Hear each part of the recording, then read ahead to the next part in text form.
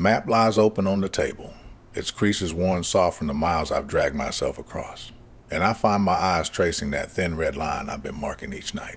Rivers crossed, forest skirted, the long, silent stretch of road where I found that ambulance, its doors hanging open like a warning, and the things I had to do to keep moving. Funny how a man can walk half a country and still feel like he's standing in the same place he started.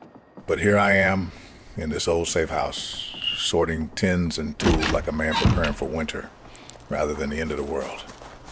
Morning light spills through the boarded windows in thin, dusty stripes, and for a moment it almost feels like the world remembers how to be gentle. I tell myself this order, this routine, is what keeps me steady. A man needs purpose even now. Every knife sharpened, every bottle filled, every corner checked. It all leads to one thought that never leaves me. I find them, my family. The only thing left that still feels real. I've seen too much to believe in miracles, but I've seen enough to know that hope, stubborn as it is, can outlive almost anything. Then I hear it, a distant thump.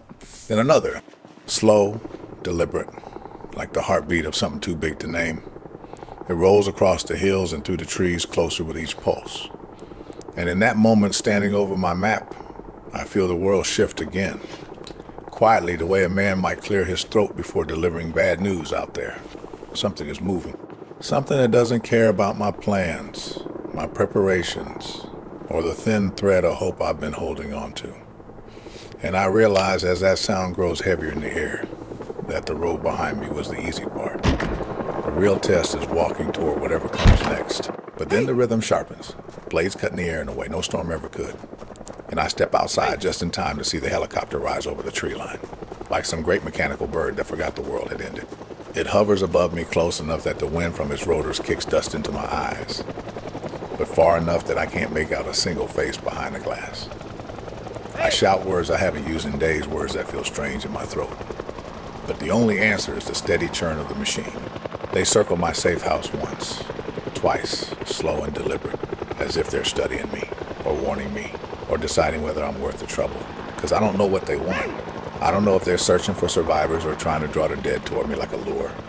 I don't know if they're desperate, like I once was, ready to take whatever they can from whoever they find. All I know is that the world has changed, and people have changed with it. A man can't assume kindness anymore, not when hunger and fear become the new laws of the land. So I stand there watching that helicopter circle overhead, and I realize something simple and heavy. In times like these, danger doesn't always groan or shuffle. Sometimes it comes wrapped in steel and sound, looking down at you from the sky. The road stretches out ahead of me, quiet in that uneasy way. The world has learned to be, and the helicopter's shadow crawls along it like some restless spirit that hasn't decided whether to leave me alone. I keep walking, boots crunching on gravel, eyes fixed on that big wooden house up ahead.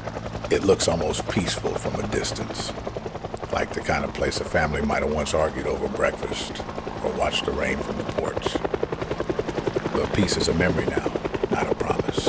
The helicopter still hangs above me, circling slow, its blades beating the air with that steady thump, thump, that rattles the bones more than the ears. I shout again, waving my arms, hoping for a sign, a gesture, anything that says I'm not alone in this broken world. But the windows stay dark, the figures inside, if there are any, stay hidden. They just hover there, watching, studying, judging.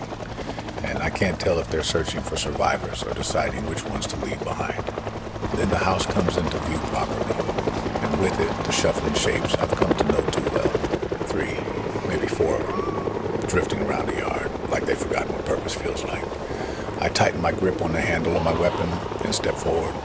The helicopter's wind kicks dust around me, but the dead don't care about the noise. They only care about me. And so I do what I've had to learn to do, what survival demands. The moment survival takes over, everything else falls away. The fear, the questions, even the thundering of the helicopter above me. All that remains is the rhythm of necessity. Step, swing, breathe. The dead close in with that slow, awful certainty they carry, and I meet them with nothing but the hammer in my hand, metal connecting with bone.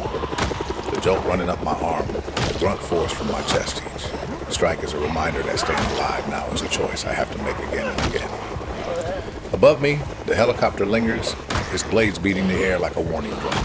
Dust swirls around my feet as I fight, the wind from the rotors mixing with the stench of decay. I can't see their faces. Can't tell if they're watching in pity or cold calculation. For a moment, it feels like I'm performing for ghosts in the sky, me below, wrestling with the end of the world. Them above, silent and unreachable. Then, just as the last of the dead falls at my feet, the sound begins to fade. The thumping grows softer, drifting away across the treetops until it becomes nothing more than a memory carried on the wind. I stand there, chest heaving, hammer slick in my grip, and let the quiet settle back around me. Relief comes slow, like a tide returning after a long storm. They're gone. Whoever they were, whatever they wanted, they've left me to my own path again. I wipe the sweat from my brow, steady my breath, and look toward the wooden house ahead. Another place to clear, another day in this strange new world. The world is quiet, cold and torn. Empty streets where life was born. I brace myself for one more dawn. Every night the dead return. Every night the shadows churn. I keep on moving, breath held tight, wandering through the endless night, holding on to scraps of fading light, living unseen. Just another breath in the quiet land.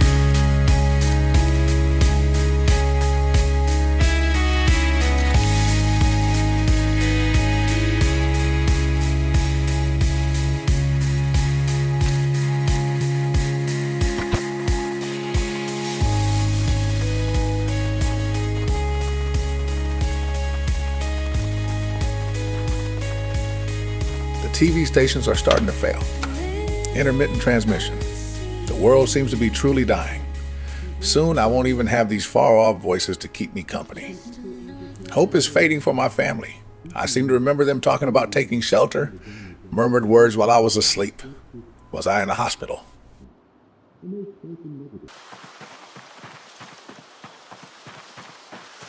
I need to search more, check out some of these houses, and find more answers.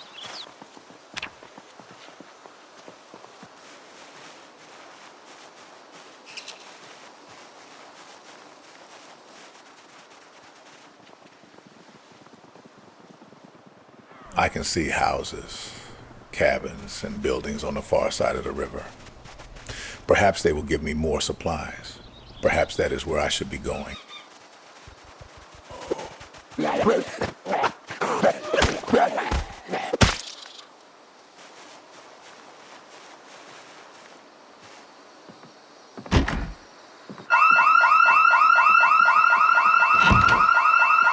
Madness! This alarm will attract everything around.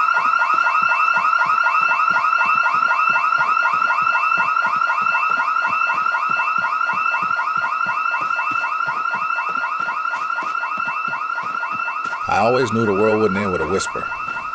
No, it would end with a noise. And as that house alarm screamed into the empty streets, I felt the whole broken world turn its head toward me. The sound was fading now, swallowed by distance and the wind. But danger has a way of echoing long after the noise is gone. My legs carried me faster than my fear, back toward the only place I still dared to call shelter. Every footstep was a reminder survival isn't about strength or speed. It's about listening to the world when it tries to warn you. And today, it warned me loud enough for the dead to hear.